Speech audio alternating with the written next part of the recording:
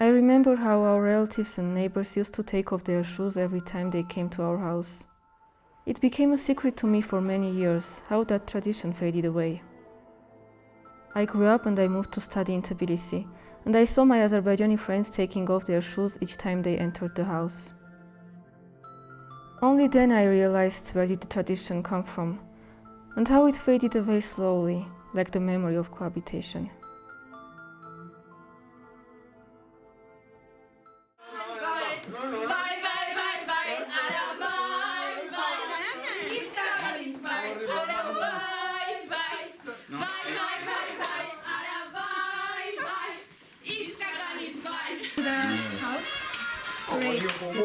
Can you switch off?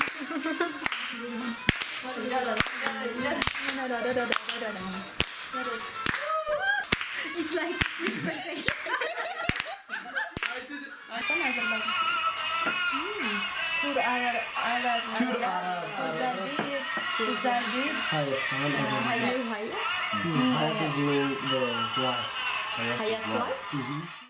How it is like studying and learning with Armenians in the same group?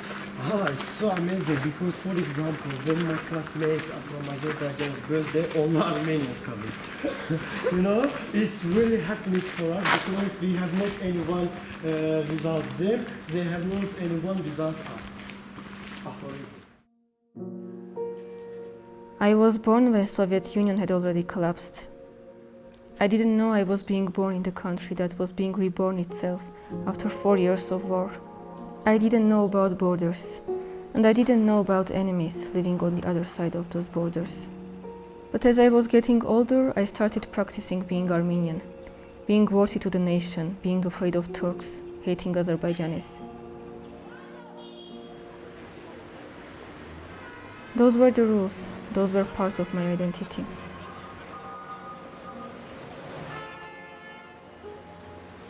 And I took the role I was given without asking any questions. So did my friends from the other side of the border.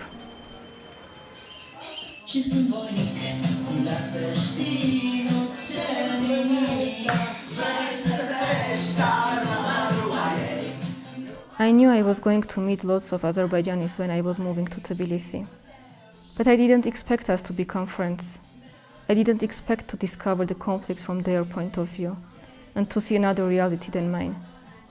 I never knew there were some missing parts in all the stories I used to hear.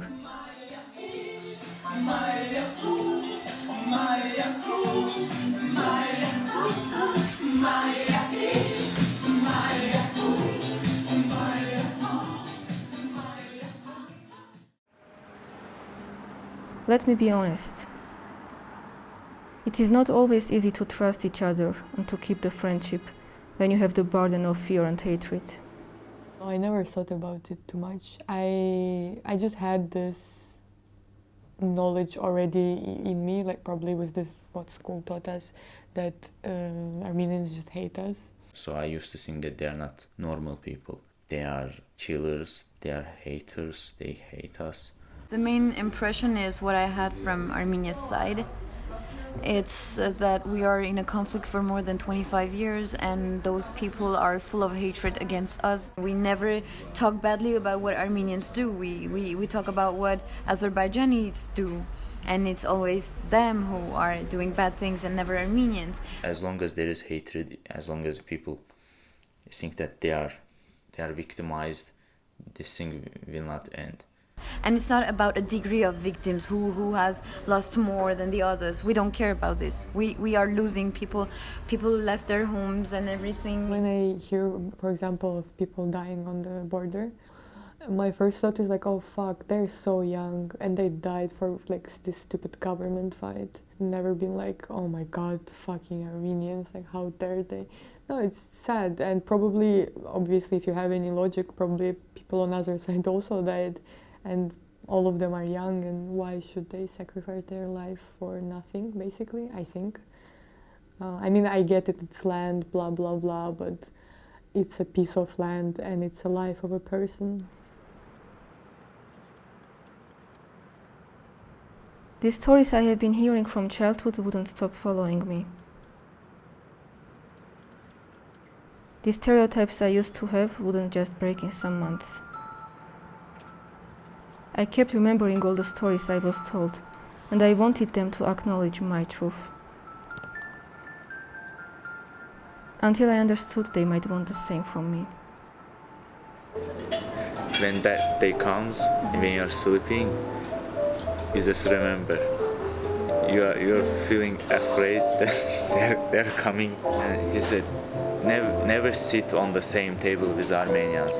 They will look friendly in the first glance, but then they are not. So never sit on the same table with Armenians. Look at us!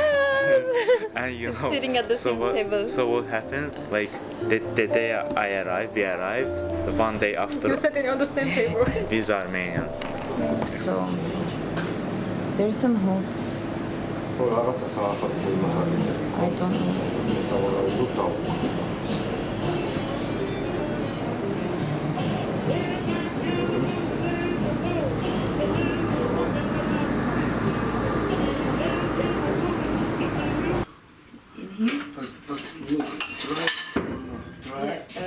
It's not, but I can try it. It's your chai. Thank you. Sopi. Shoot this. From Topi? Yes.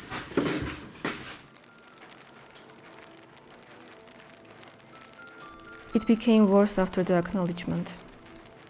I became isolated from my own society in Armenia. I couldn't listen to my favorite songs when I discovered how much hatred and nationalism were hidden in them. I couldn't talk much to my friends and relatives back home. I can combat this hate speech or propaganda because whenever someone who hasn't had the same experience with me comes and says something not so true about Armenians, and I can just interrupt and say, no, you are not right because I have these stories. I never thought, but we are so similar, Azerbaijanis and Armenians. Be physically, be our traditions, be the way we think, the way we've been educated. It's so similar that in the whole Caucasus, if we take two people who are so similar, those are Azerbaijanis and Armenians. I would not have imagined this extent of closeness, connectedness, fraternity. I don't know how do you call it. I just didn't see it coming. It's different. It is not friendship. I didn't expect friendship, but it didn't turn out to be friendship either. There's more into this. It's like a family.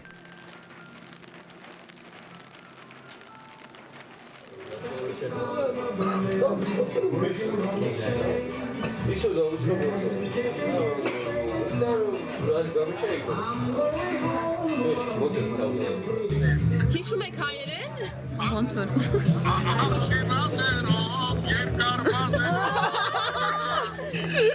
Yes! Oh, someone making me singing Armenian. He said Hampurumek. Hampurumek. He's in Istanbul. Ah, so he can sing. Yeah, that's why I was wondering. In Azerbaijan, he can sing too. Yes, please, he can sing too. Severim Because sizi. it's a free country, Azerbaijan, okay? Իջևանում եք ապրել։ Yes, Araratից եմ, Ararat։ Արարատից եք, հա։ Tbilisi became a good escape for all of us from the reality we were living in our countries. Sar gelin aman, sar gelin.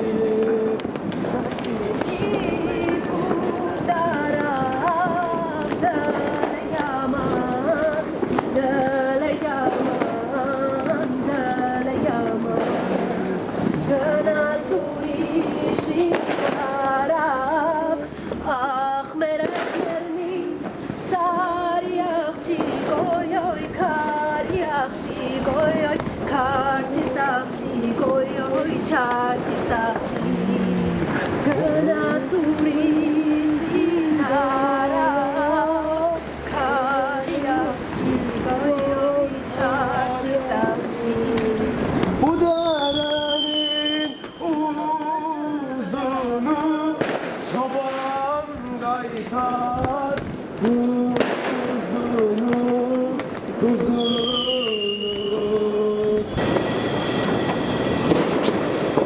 Ay kız Azerbaycanımın Haziran balası, sizin için olmuşam bu yeter kalası.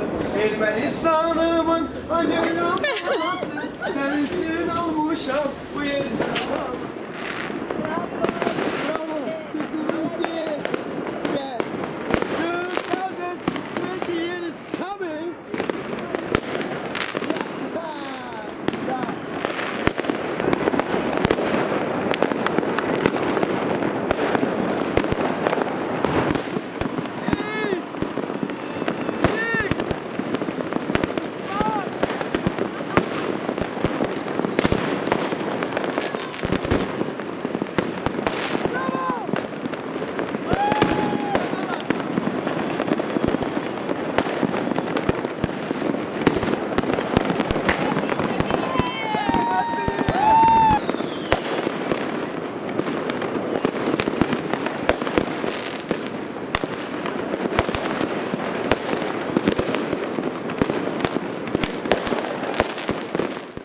Because war changes people, she told me.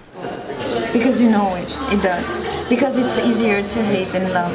Because it's easier to be in conflict than try to solve it. Because it's all about ego. It's all about you being hurt, not thinking the other one is hurt too. It's never about being put aside what you feel to understand others' feeling. It's easier to dive in your own feelings. So it's all about ego. We all know that we lived good together. We don't want to remember it because it's easier to justify war.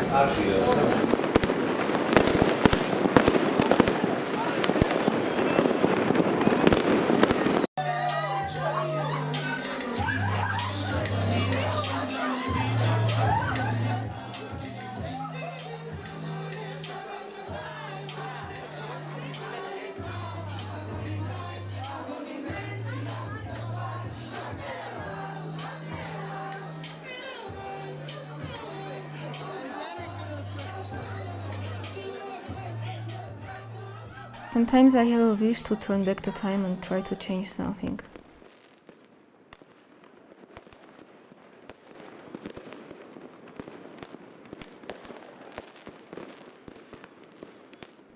But then I remember, I was not even born back then when everything started.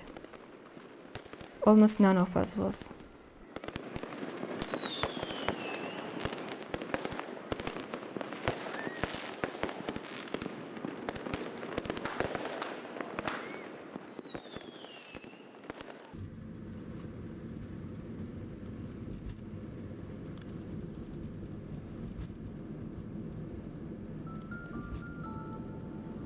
When I got the news that you would be leaving, and it could be the chance that I'm seeing all of you the last time, I saw that I'm gonna stay and I'm gonna see you last time. Let's put it this way. And yeah, and I knew that I would cry, I would feel sad about that. This is also something new for me because I never cried for anyone in my life.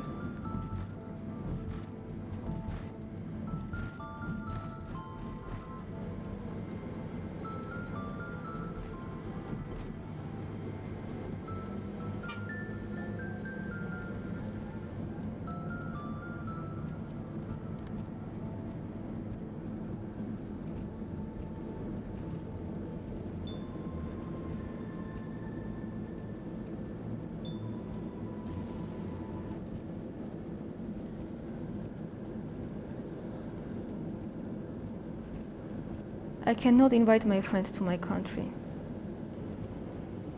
I cannot talk too much about them when I'm back home. I cannot tag them in my photos, and I cannot show their faces. Only because of their nationality.